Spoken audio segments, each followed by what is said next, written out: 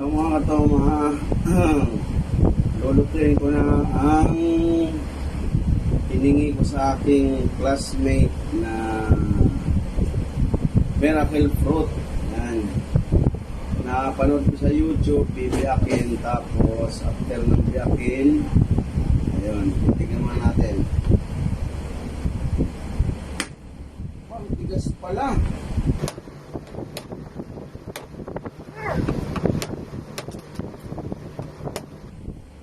Tigas pala mga katoma.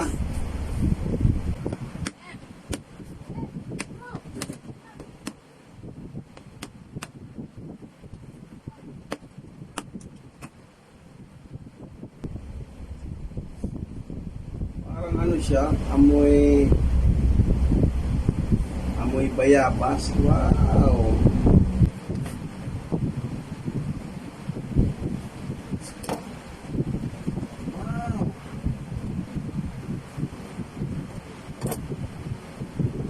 Ito pala siya katoma.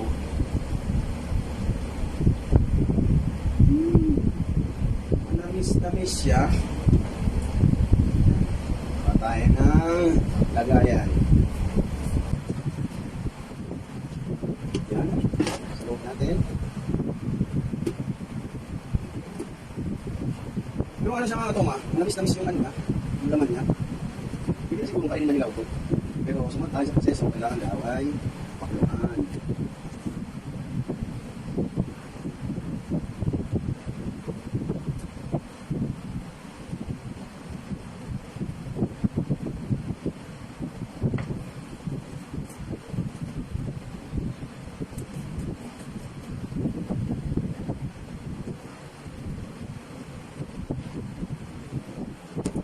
Na.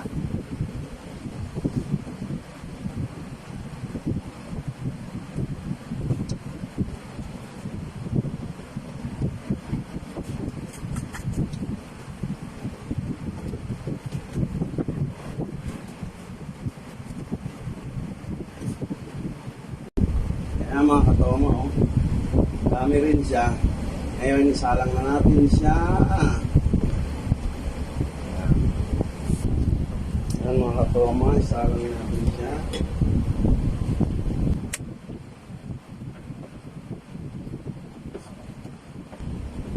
Hintay tayo ng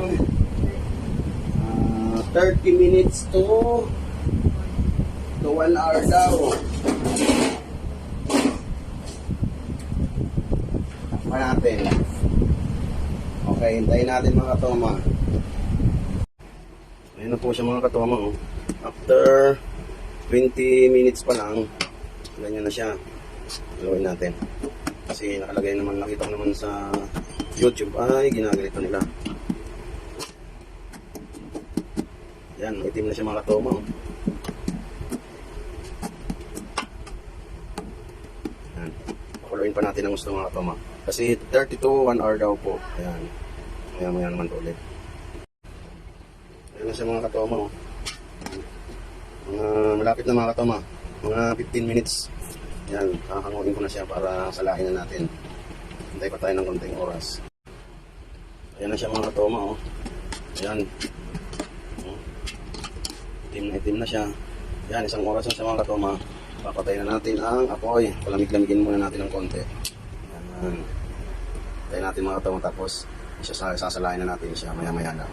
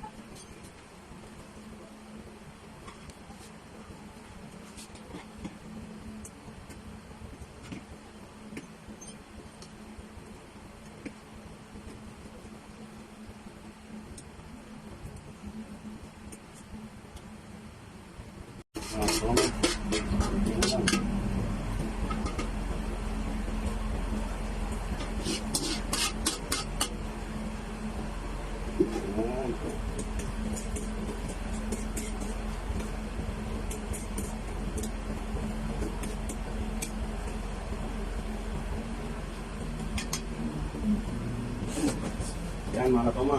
Yung isang bilog na miracle fruit, ito ang nakuha kong katas niya. Oh. 1/4 ba to? Plus 1/4.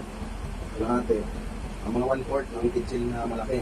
Kaya ilalagay ko muna ito sa rep mga katoma. Bukas, iinumin natin mga katoma. Okay? Abangan nyo na lang bukas. Ayan. Salamat mga katoma. Hello, good morning mga katoma. Ito na po yung miracle fruit. Ayan, nilagay ko po sa rep.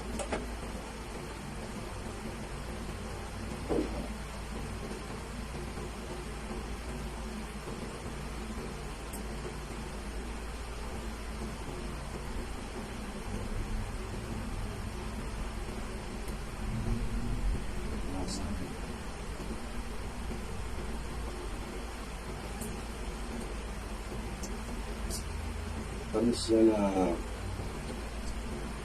parang guyabano, bayabas.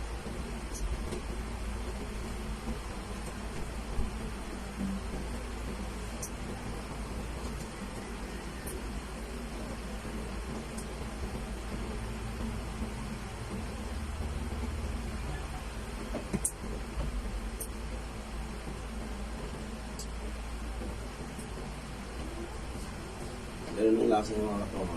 Pero matamis siya. Ang guyabano, bayabas, yung gas, mapait-pait.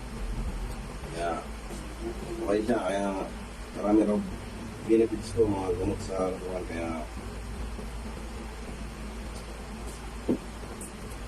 mag-miracle fruit na rin kayo mga katoma. Mapus,